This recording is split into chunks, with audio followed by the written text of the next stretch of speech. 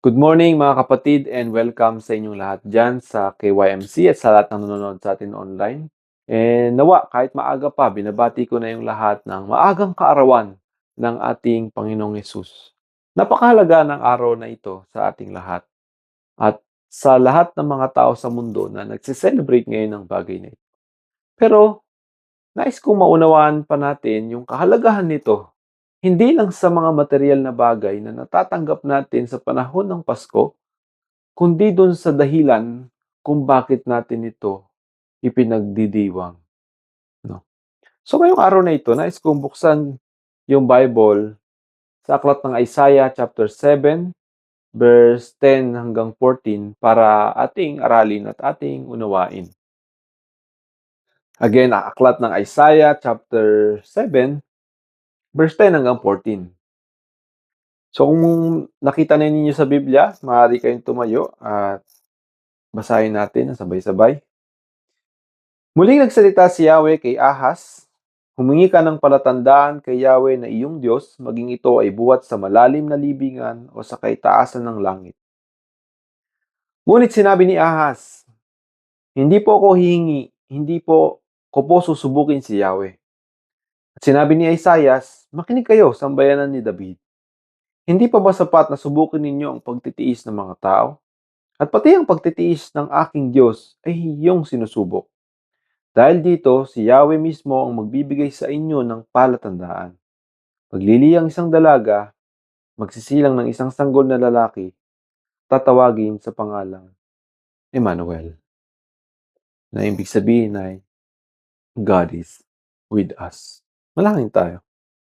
Ama namin sa langit, muli salamat po Panginoon at ngayong oras na ito, nihiling namin yung kapangyarihan ng banal na Espiritu upang sakupin Panginoon ang aming puso at isipan sa pangunawa. Tanggalin yung aming mga ah, kasalanan, Panginoon, at yung mga aming kalungkutan, yung aming kaabalahan, Panginoon, mga bagay na walang kabuluhan na tumatakbo sa aming isip. Kundi tuwid mo kami, Ama, sa mga salitang aming maririnig ngayong araw na ito. Ikaw nawa ang kumilos, Panginoon, sa aking pagsasalita at ikaw rin ang kumilos, Panginoon, sa aming pakikinig. Maraming maraming salamat, Ama. Ito ang aming dalangin sa dakilang pangalan ng aming Panginoong Yesus. Amen. So, mga kapatid, yun nga, kung makikita ninyo dito sa talatang ating binasa, 'di ba, ay itong prophecy na ito ay binigay sa panahon ni Haring Ahaz. Naglilihi ang isang lalaki, ay ang isang babae, ang isang dalaga, at magsisilang ng isang sanggol na lalaki. At tatawagin nga sa pangalang Emmanuel, 'di ba? Sino ito? Si Mary ay naglihi at ipinanganak niya si Jesus Christ. Sa karawan ni Jesus Christ ngayong araw na 'tong mga buwan na ito na sine-celebrate natin ito, hindi man ito yung exact date, pero yung kahalagahan bakit natin ito sine-celebrate ay may kinalaman din sa mga panahong ito ng bayan ng Israel. So nais kong unawain ninyo 'no, nung panahon na ito yung bayan ng Israel ay nahahati sa dalawa, yung 10 tribes, yung bayan ng Israel, at yung one tribe, yung Judah. 'Di ba? Merong 12 tribes yung Israel, eh. So, nahati yung kaharian ng Israel sa dalawa. So, meron dalawang hari ngayon yung Israel. Yung hari ng 10 tribes at yung hari ng Judah. Ngayon, itong si Haring Ahaz na nabanggit dito, siya yung hari ng Judah at that time. So, itong hari ng Israel, ng 10 tribes, ay nais magpalakas ng kanyang bayan. Ngayon, ang intensyon niya, sakupin yung Judah para siya na lang yung maging hari ng buong Israel. At tapos siya magawa yon, meron tayong tinatawag dito na Assyrian Empire na nakapalibot sa kanila sa buong bayan ng Israel. Yung Assyrian Empire, kasama yon sa sumasakop sa bayan ng Israel. Ibig sabihin, kagaya ng Roman Empire sa panganahon ni Jesus Christ. Hopefully, nakakasunod kayo. nung panahon ni Jesus Christ, yung mga people, yung mga Roman soldiers nakapaligid kung saan-saan sa bayan ng Israel. Ibig sabihin, nasakop sila. Pero bago pa yung Roman Empire, may Babylon Empire. And bago pa yung Babylon Empire, yung Assyrian Empire ang nakakasakop sa bayan ng Israel. So, ibig sabihin, sa bayan ng Israel, kung si Poncio Pilato naniningil ng tax sa bayan ng Israel, well, at this time, sa bayan ng Assyria, naniningil din ng tax yung kaharian ng Assyrian Empire sa kanila. So, itong hari ng Israel, hindi hari ng Juda, hari ng Israel, mataas yung ambisyon niya, sumasamba siya sa Diyos-Diyosan at hindi kumikilala din kay Yahweh. Nais niyang mapalakas yung kanyang bansa para sakupin yung Assyrian Empire, labanan yung Assyrian Empire. And para lumakas siya, so unang nais niyang sakupin yung bayan ng Israel, ay yung bayan ng Juda na nahiwalay sa kanila. So pag nasakop niya yung bayan ng Juda, lalaki yung kanyang territory, mas lalakas siya, at kapag nanakop siya ng iba pang bayan sa gilid niya, mas lalakas yung kanyang power. Maaring pwede niya nang makalaban or makatunggali in equal yung Assyrian Empire. So sa makatuwid mga kapatid, no, ay kagaya lang to sa loob ng simbahan. Description to ng church or ng body ni Jesus Christ, 'di ba? Sa ating mga mananampalataya. There comes times na sa loob ay may marami tayong dala-dalang ambitions, 'di ba? Hinahalin tulad ko lang para maunawaan ninyo yung istorya. Sa buhay natin, marami tayong dala-dalang desires, marami tayong dala-dalang masasamang hilig ng laman, mga kasalanan. Hindi natin yan pwedeng i-deny, hindi natin yan made-deny sa buhay natin bilang simbahan or mga mananampalataya ni Kristo. Denying these things are the most evil thing na gagawin mo sa iyong buhay. To deny sin, to deny that you're a sinful person, to deny that you need to repent, to deny that you need to change. Para sa akin, yan yung pinakamatinding kasalanan na pwede mong magawa sa buhay mo. Yung ikahila kung gaano karaming masasamang bagay sa ating mga puso, tumatakbo sa ating mga puso at sa ating mga isip. Mga selfishness, di ba? So itong bayan ng Israel at that time, yun yung desire niya. Mapalaki yung kanyang kapangyarihan, pero yung number one goal niya, sakupin yung bayan ng Juda. At sa bayan ng Juda, itong si Haring Ahaz, yung kasalukuyang naghahari na nanggaling sa lahi ni David, nanggaling sa lahi ni Solomon, and so on and so forth. So itong si Haring Ahaz, dinidepensahan niya yung bayan ng Juda para hindi siya tuluyang masakop ng bayan ng Israel, yung 10 tribes. Although before, parte nga ng Israel yung Juda, pero sabi ko nga kanina, dahil na-divide sila, nagkakaroon sila ng sarili-sariling kanya-kanyang pagtatalo. Bunga ng mga desires at intensyon. Diba? Kahit sabihin na natin itong si Judah ay dumidepensa, si Judah din ay nagdadala sa loob niya ng mga rebulto, mga idolatry, mga natutunan nila sa ibang bayan, mga masasamang pananaw nila sa buhay. They both don't follow God the way they live. And so on and so forth, yan din ang mga dahilan ng kanilang mga pagdidigmaan at pagtatalo at mga hindi pagkakasundo. 'Di ba? Naalala ninyo yung babae doon yung Samaritan woman doon sa balon na na-meet ni Jesus Christ, 'di ba? Hindi siya makapasok sa Juda dahil hindi pinahihintulutan ng mga taga-Juda na papasukin itong mga Samaritan, 'di ba? Itong Israel, ang naging sentro niya, dati Jerusalem ang center, which is yung nasa Juda. Nag-create siya ng sarili niyang city, which is yung Samaria. So, naging sentro niya yung Samaria, and yung Judah naman naging sentro pa rin niya yung Jerusalem. So, dahil nga pareho silang maraming mga ginagawang mga makasariling bagay na hindi pinahintulutan ng Diyos, mga masasama, puro kasamaan yung lumalaganap sa bayan ng Israel, sa loob ng buong bayan o piniling bayan ni Yahweh, yung bayan ng Israel. And sa panahon na ito, kumilos si Yahweh kay Ahaz. Sabi niya, nagsalita si Yahweh kay Ahaz, sabi niya, humingi ka ng palatandaan kay Yahweh.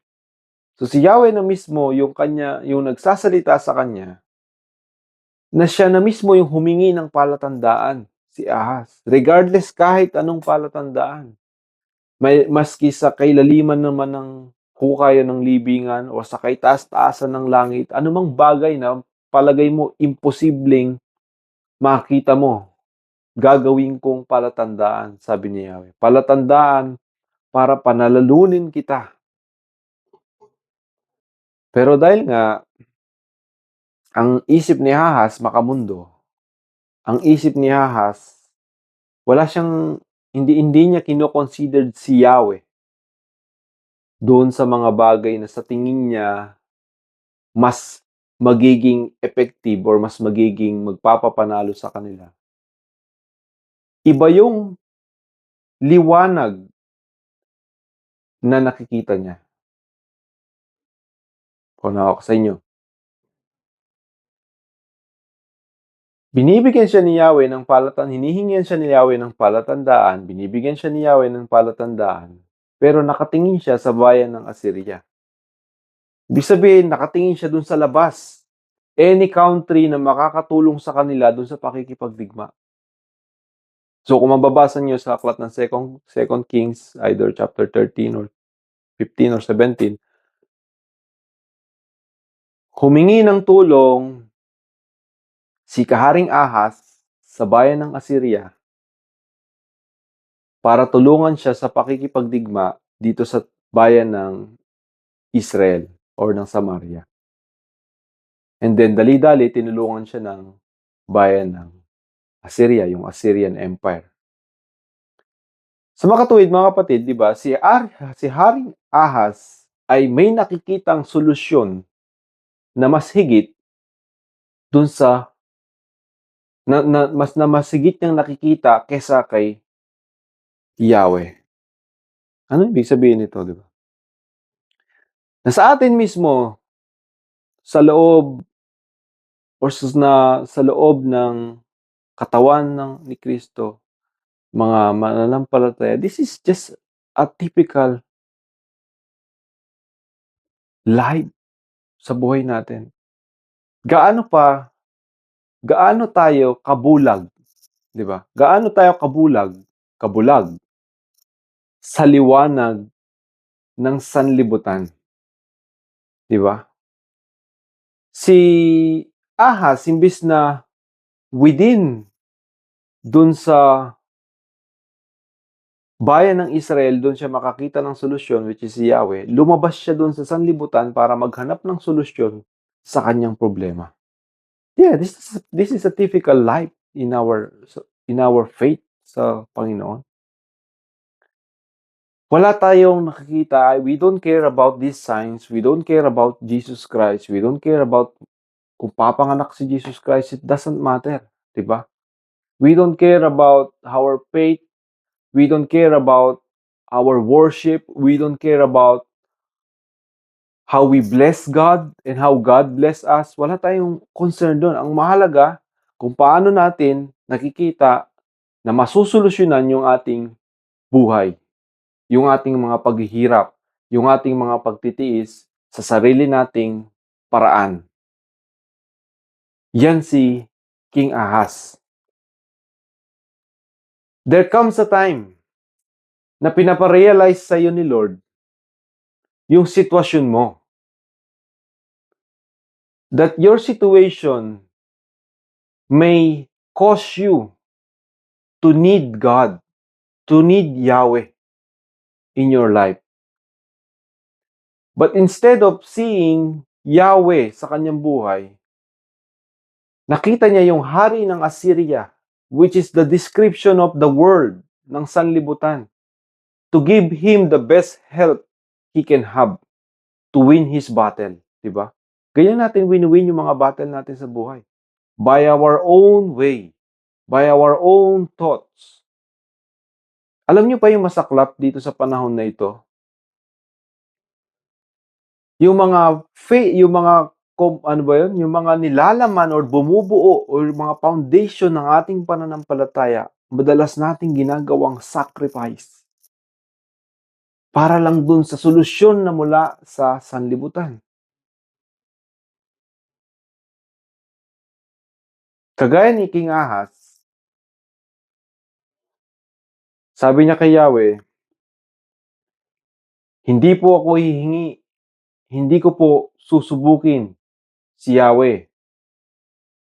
Pero sa aklat ng 2 Kings, chapter 16, verse 8 to 9, sabi ni Ahaz, tinipon ni Haring Ahaz ang lahat ng makita niyang pilak at ginto sa templo ni Yahweh at sa kabang yaman ng palasyo at ipinadala sa hari ng Assyria. Dininig naman ng hari ng Assyria ang panawagan ni Ahaz. Narinig ninyo guys?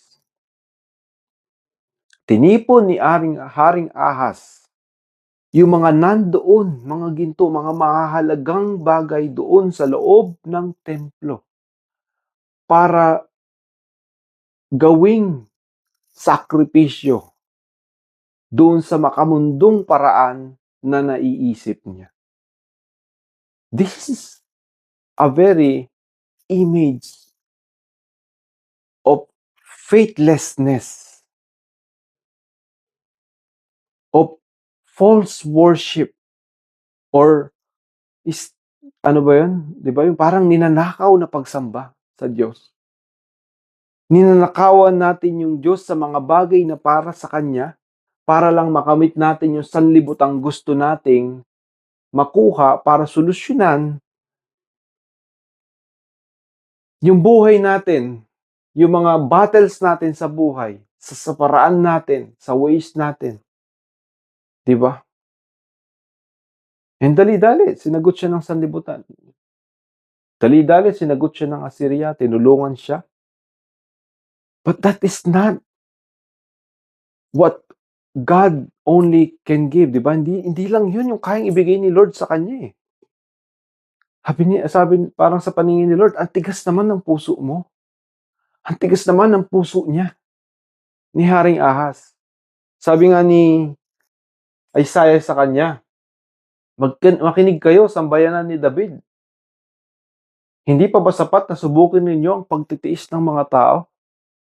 Sabi, hindi pa ba sapat na sobrang nyo nang pinahirapan itong mga tao, na mga mandirigma ninyo, mga nakatira sa bayan ng Juda sa paghihirap ng pakikipagdigma, para makita ninyo kung ano yung kailangan ninyo kay Yahweh na ibibigay niya sa inyo?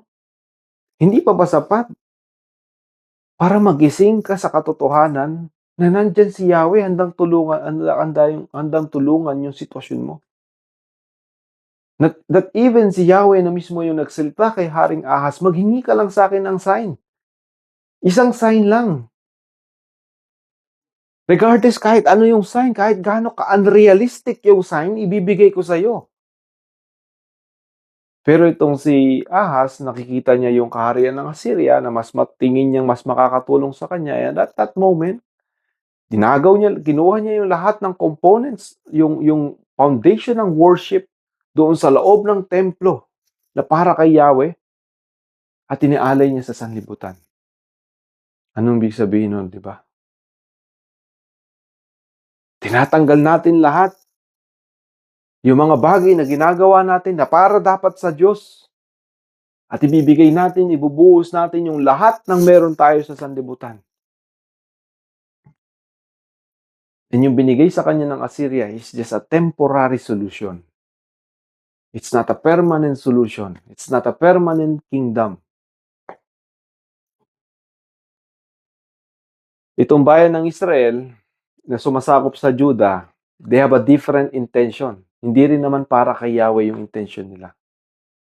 Their intention is to become as powerful as the Assyrian Empire. Ibig sabihin, maging makapangyarihan ka sa sanlibutan. And that is what not God intended them to become as nation. So, ano nangyari?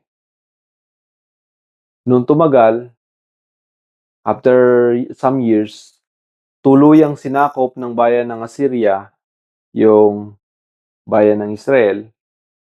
And then, lahat ng tao doon, pinagwatak-watak niya sa ibang-ibang bansa. At kumuha siya ng mga tao sa iba't ibang bansa at pinatira niya doon sa bayan ng Israel. And at that time, in the history of Israel, the part of that Israel land was banished. Is no longer Israel. Naghalo-halo na yung lahi, naghalo-halo na yung culture, ang dami ng rebulto na nandoon, dinala ng Assyrian Empire yung mga Diyos-Diyosan nila. Nagsipag-asawa yung mga Israelites na naiwan doon ng mga taga-ibang lugar at sumamba na rin sa Diyos-Diyosan. Well, kaya naman maintindihan mo, bakit yung Samaritan woman na nakausap ni Jesus Christ doon sa well ay hindi makapasok doon sa bayan ng Jerusalem at sumamba kay Yahweh. Dahil itinuturing silang marumi. Or yung example na binigay ni Jesus Christ, yung Good Samaritan. Bakit hindi siya pinansin ng mga Pariseo, ng mga Levita na dumaan sa kanya? Dahil tinuturing silang marumi.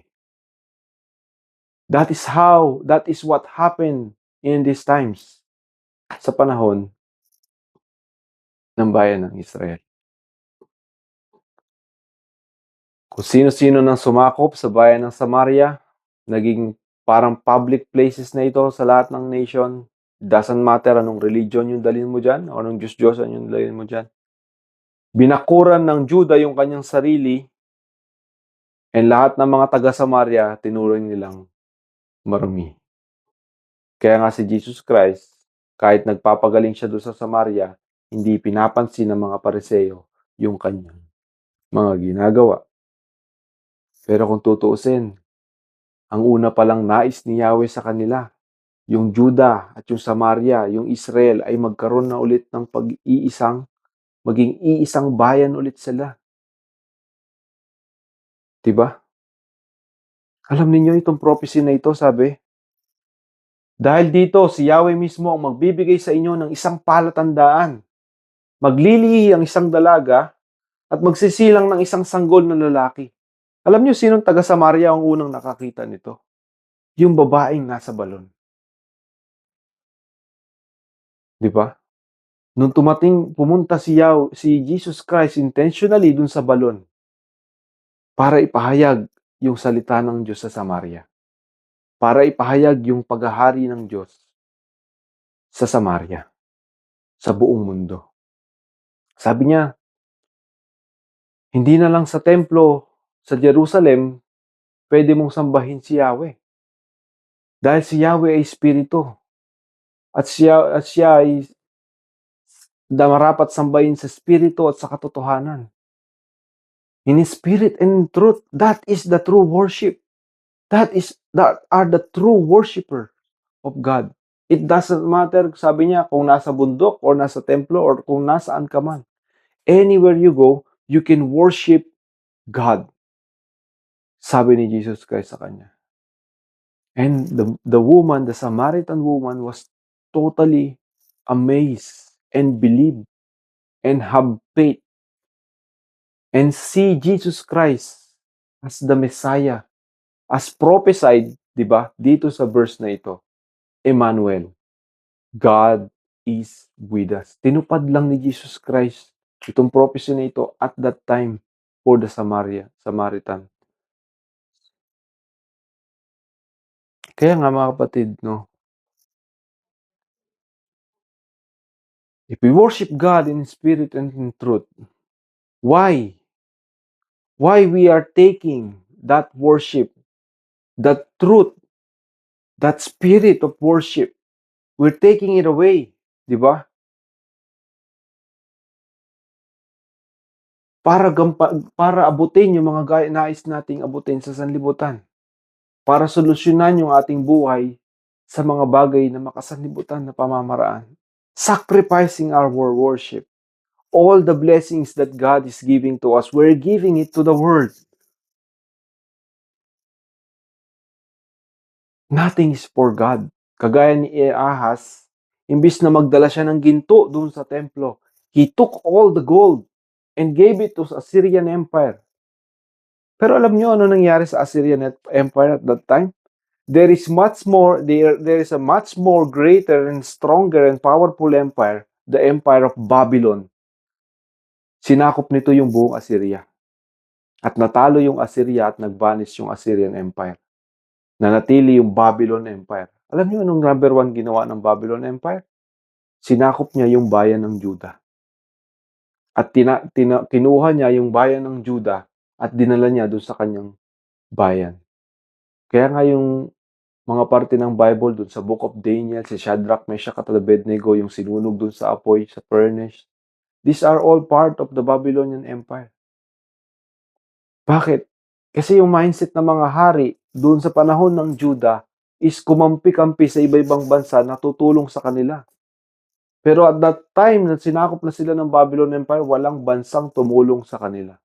Even the Assyrian Empire, na masyadong tiningala nila dahil napakamakapangyarihan, sinakop lang din ng Babylon Empire. So in the end, those are just temporary solutions. Sabi ni Yahweh sa kanila, bibigyan ko kayo ng isang palatandaan. Nawala yung bayan ng Israel, nawala yung bayan ng Juda. Ni isa sa kanila, hindi naging mahalaga yung palatandaan na binigay ni Yahweh. Sabi ko nga kanina, if this sign, kung yung sign na to, yung palatandaan na to, ay hindi mo makikita na kakailanganin mo, hindi mo yan pahahalagahan. So kagaya ng Israel or na Samaria, di naman nila pinahalagahan yung sign. Mas pinahalagahan nila yung mga sanlibutan na makakatulong sa kanila. Kagaya ng hari ng Juda, hindi naman nila pinahalagahan yung sign. Pareho silang naglaho. Pareho silang nag-vanish. Ano naiwan? Yung sign. The sign remains. Yung palatandaan nag-remain. Until from generation to generation, that sign, hindi yun nawala. Di ba? Sabi ng Book of Isaiah, di ba, sa chapter 9, verse 6, nakakita ng liwanag yung mga taong lumalakad sa dilim. Kaya nga nang nabanggit ko sa inyo noon, kung hindi mo nakikita yung dilim sa paligid mo, kagaya ni King Ahaz, nakikita niya na yung dilim eh. Dapat eh. Sa paghihirap pa lang ng mga tao sa bayan niya. Pero nakikita niya yung liwanag sa ari ng Assyria. Hindi kay Yahweh. Ganun din yung buhay natin. Nakikita natin yung liwanag sa mga makasanlibutang bagay sa labas ng simbahan na magbibigay solusyon sa problema natin sa buhay. Pero hindi dun sa pananampalataya kay Yahweh. Handa nating isakripisyo yung mga bagay na patungkol sa pananampalataya para sa Diyos at ihandog dun sa sanlibutan, mga oras ng pagsamba, mga oras ng pananampalataya, sobrang kaabalahan mo na akala mo, merong kabuluhan yung nagagawa mo, pero balang araw, wala rin namang patutunguhan. Kahit ikaw pa yung pinakamaging mayamang tao sa buong mundo, it won't last forever. It won't make you satisfied. It won't help solve your problems. Pero anong manggagawin sa inyo? It will take you away from God. It will let you sell, di ba? Hayaan kanyang ibenta mo yung inyong mga pundasyon sa pagsamba. Yung mga salitang pumasok dyan sa puso mo, sa isip mo na tumanim, nagkakaroon ng walang kahalagahan sa'yo. And lahat ng paghahandog mo hindi na para kay Yahweh kundi para na sa sanlibutan sinasamba mo, na mas higit mong nakikitaan ng mas epektibong solusyon. So this is the sign. The sign remains. Dahil dito si Yahweh mismo ang magbibigay sa inyo ng palatandaan. Maglilihi ang isang dalaga at magsisilang ng isang sanggol na lalaki.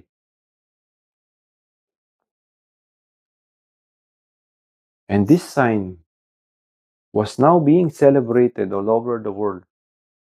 And we called it Christmas.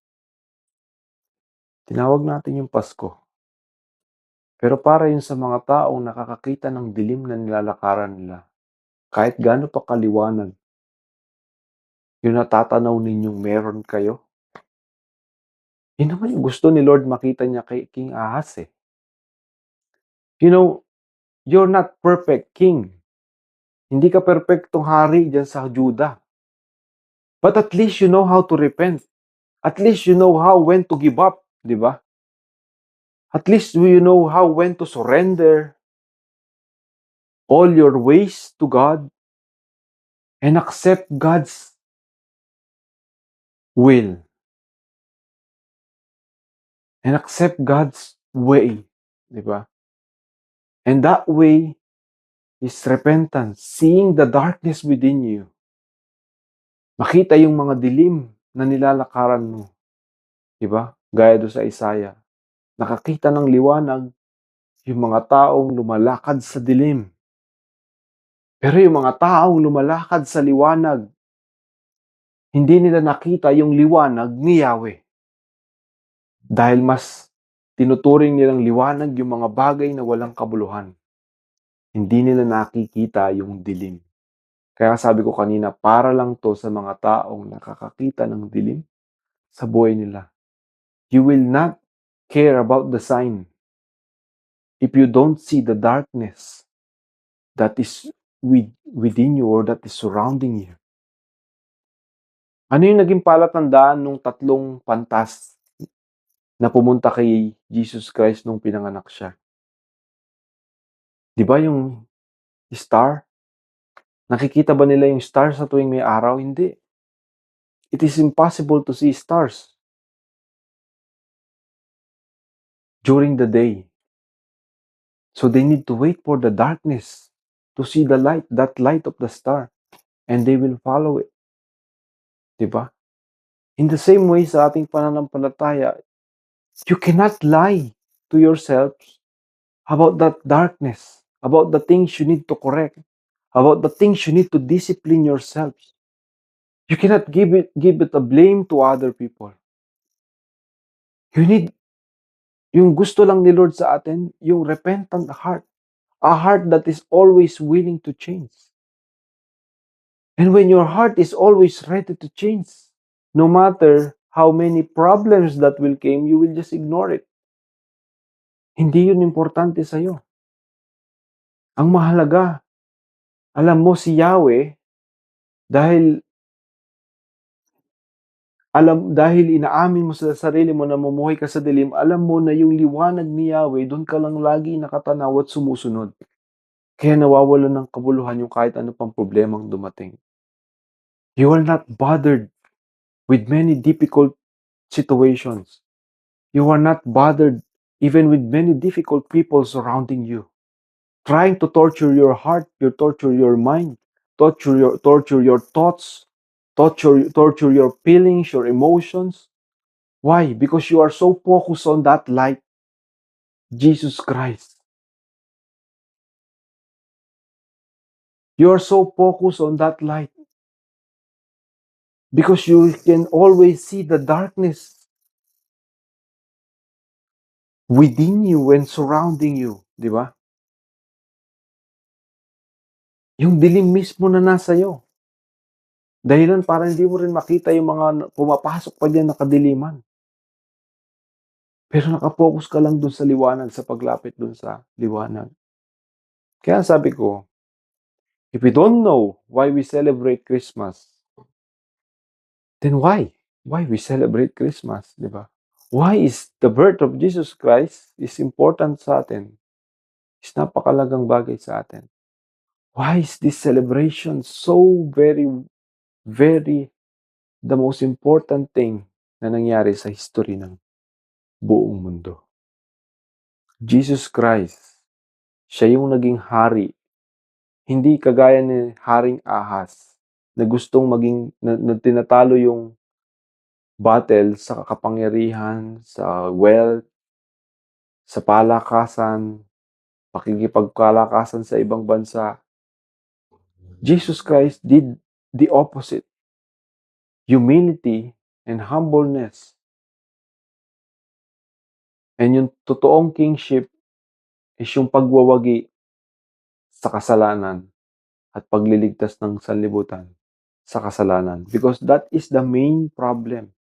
Kahit ano pa yan, Israel, Judah, Samaria, Babylon Empire, Assyrian Empire, di ba? Roman Empire, anumang empire yung meron tayo ngayon, it boils down to what problem? The sin. The evil things that the heart always have, desires. Mga bagay na nasa isip natin. It boils down to that we cannot love one another. We always hurt one another, fight one another, conquer one another for the sake of pride, fame, power, money, and so on and so forth. Endless desires of the human heart. And yun yung kinonquer ni Jesus Christ nung siya'y nagkatawang tao dito sa mundo. It's not about kingship or government na parang kagaya ng maraming government sa mundo ngayon. See, kahit yung bansa natin, do you think the problem is about Duterte or the problem is about Marcos? Do you think the problem is about yellow, pink, red, or blue? The problem is about the heart and the truth and the repentance. Di ba? Sa panahon ngayon, kaya sa bansa natin, it doesn't matter kung ano yung totoo. Yung pananaw mo nakadepende sa kung kanino naka-align yung thoughts mo, kung sino yung gusto mong umupo. So kahit nagsasabi ng katotohanan yung isang side, that doesn't matter. Para sa'yo lahat kasinungalingan. Or nagsasabi man ng katotohanan yung isang side, it doesn't matter. Para sa lahat sa'yo, lahat ng sinasabi nila kasinungalingan. Then what is truth?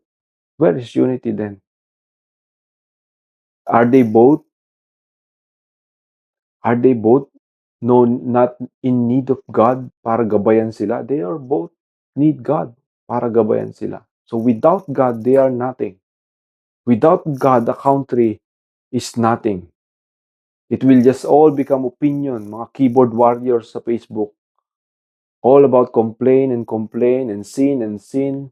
Wala man merong gustong magrepent.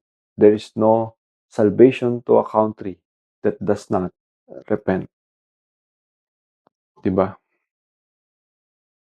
Kahit sino pang umupo sa Pinas, if the people in the whole world, in the whole country, the whole nation doesn't change through repentance, mawawala ba yung masasamang bagay? Hindi naman. So it's all about